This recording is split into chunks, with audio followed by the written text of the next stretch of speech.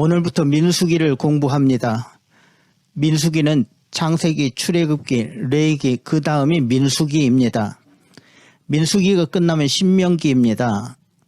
창세기부터 신명기까지 5권의 구약 성경을 모세 오경이라 합니다. 모세가 기록한 성경이란 뜻입니다. 출애굽기는 모세가 태어나면서부터 이스라엘 백성들의 출애굽 과정을 보여주고 있고, 또 이스라엘 백성들이 시내산까지 도착한 내용들이 기록되어 있습니다. 시내산에 도착해서 모세가 시내산에 올라가 율법을 받고, 또 성막을 지으라는 하나님의 명령을 받고, 모세가 내려와서 백성들에게 율법을 선포하고, 또 성막을 지은 내용들이 출애굽기에 기록되어 있습니다. 다음으로 레위기는 성막이 완성된 후에 어떻게 제사를 드리느냐 문제가 기록되어 있습니다. 레위기에는 어떻게 하나님이 원하시는 삶을 사느냐, 그래서 하나님께 나아가는 방법과 하나님과 동행하는 방법들이 자세하게 기록되어 있습니다.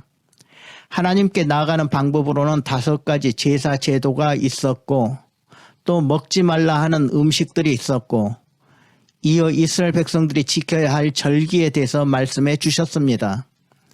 레위기에는 우리가 거룩하고 깨끗하게 살 수 있도록 여러 가지 방법과 내용들을 말씀해 주신 성경이 레위기입니다. 이제 민수기입니다. 시내산 밑에 머물렀던 이스라엘 백성은 이제 시내산을 떠나 가나안으로 들어가기 전까지 약 38년간의 광야 생활이 이 민수기에 기록되어 있습니다. 이스라엘 백성들은 시내산을 떠나기 바로 직전에 이스라엘 백성들이 총 몇 명인가, 몇 사람인가 인구 조사를 했습니다. 민수기 1장 2절에 보시면 이스라엘 자손이 애굽 땅에서 나온 후 둘째 해 둘째 달 첫째 날에 여호와께서 시내 광야 회막에서 모세에게 말씀하여 이르시되 너희는 이스라엘 자손의 모든 해 중 각 남자의 수를 그들의 종족과 조상의 가문에 따라 그 명수대로 계수할지니. 애굽을 출발해서 제2년 2월 1일이 되는 날 하나님이 모세에게 말씀하셨습니다. 모든 이스라엘 자손의 남자의 수를 세라 하는 것입니다. 그래서 각 지파별로 족장을 발표하고 20세 이상 싸움에 나갈 수 있는 사람이 몇 사람이 되는지 숫자를 세어본 것입니다.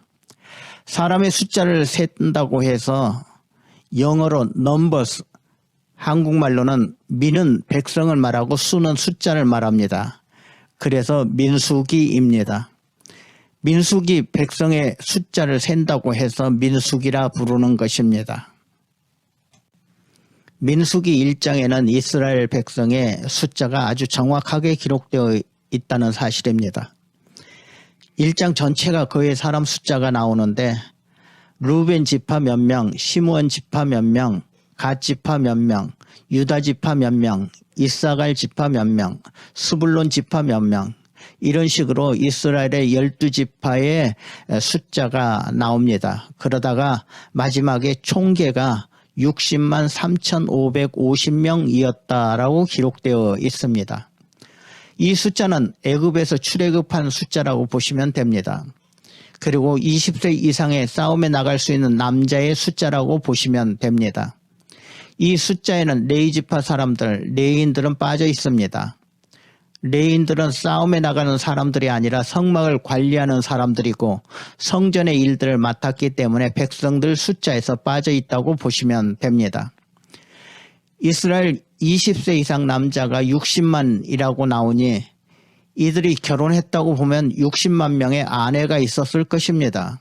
그리고 이들에게 자녀 1명씩만 있다고 가정해도 총 인구는 약 180만 명쯤으로 보는 것입니다.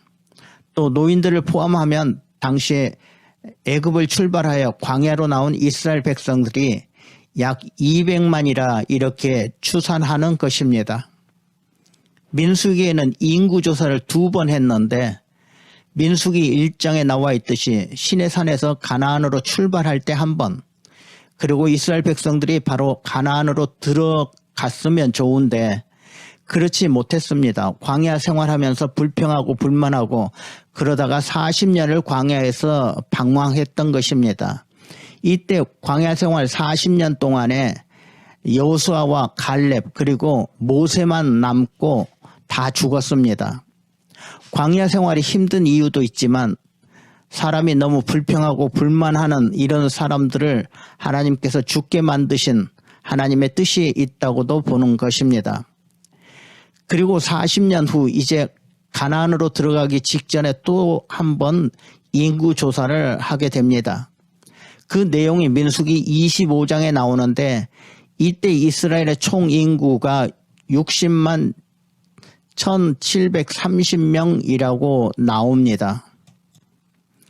처음에 인구조사를 했을 때 인구가 60만 3550명이라 나오고 또 40년 후 애굽에서 출애굽했던 60만 3550명이 다 죽었는데도 남은 사람의 숫자가 60만 1730명이라는 것입니다. 놀라운 사실은 40년 전에 조사한 결과 거의 똑같은 숫자가 그대로 남아 있었다는 사실입니다. 여기에서 우리가 한번 생각해 볼 수 있는 그런 구절들이 있는데 남자만 60만 명이고 합쳐 모두 200만이라고 한다면 여러분 200만 명이 40년 동안 다 죽고 새로 태어난 사람이 또 200만이니까 하루에 몇 명이 죽고 몇 명이 태어났다고 보십니까? 머리 좋으신 분은 금방 계산이 됩니다. 그러나 남자가 60만, 여자가 60만, 120만 명인데 365일 여러분 40년을 나누면 하루에 82명이 죽었다는 숫자가 나옵니다. 하루 82명씩 장례를 치른 것입니다. 그런데 더 놀라운 것은 하루 82명씩 장례 치른 사건이 아니라 하나님께서 불평불만했던 사람들을 다 죽였지만 여러분 새로운 사람들이 또 태어났다는 사실입니다. 하나님께서는 새로운 사람들을 선택하셔서 가나안으로 들어가게 하셨습니다. 그러고 보면 불평불만하는 사람들만 손해입니다. 하나님 편에서 볼 때 불평불만하는 사람 다 죽게 만드셨어도 또 새로운 사람들이 태어나고 새로운 사람을 선택하셔서 하나님의 일을 해 나가시는 하나님이시라고 보시면 됩니다. 여기에서 내가 불순종하고 내가 불평불만하면 나만 손해라는 사실을 기억하셔야 합니다. 하나님의 입장에서는 시간이 조금 늦을 뿐이지 하나님의 일은 변함이 없습니다. 민수기는 총 36장으로 되어 있습니다. 1장에서 이스라엘 백성들의 숫자를 세어보고 2장에서는 앞으로 광야를 살아가는데 어떻게 사느냐 오직 성전을 중심으로 살아가게 만들었습니다. 그래서 12지파를 보시면 싸움을 대비해서 또는 전쟁을 대비해서 진영을 갖추게 되는데 성전을 중심으로 해서 동서남북 3지파씩 나누었습니다. 이제 이스라엘 백성들이 시내 광야를 떠나 가나안으로 가는 도중에 여러 적들을 만날 것입니다. 끝없이 전쟁을 계속해야 되고 이스라엘 백성들은 하나로 단합해야 살 수 있습니다. 그래서 광야에서 살아남을 수 있는 것입니다. 민수기 1장부터 10장까지는 어느 지파는 어디에 서고 어느 지파는 뭘 해야 하고 특히 레위 지파는 성막을 이동할 때 어떻게 해야 하고 아주 자세하게 말씀하시는 내용이 나옵니다. 그래서 사실 1장부터 10장까지는 특별한 이렇게 성경을 공부할 내용들이 나오지 못합니다. 또 우리에게 그렇게 중요한 내용이라고도 볼 수 없습니다. 그래서 다음 수요일 성경 공부는 민수기 6장을 할 것입니다. 여러분 시간 나시면 이 1장부터 6장까지 정독하지는 마시고 그냥 눈으로만 한번 훑어보시기를 바랍니다. 이런 내용이 있다 하는 것만 보시고 넘어가셔도 좋습니다.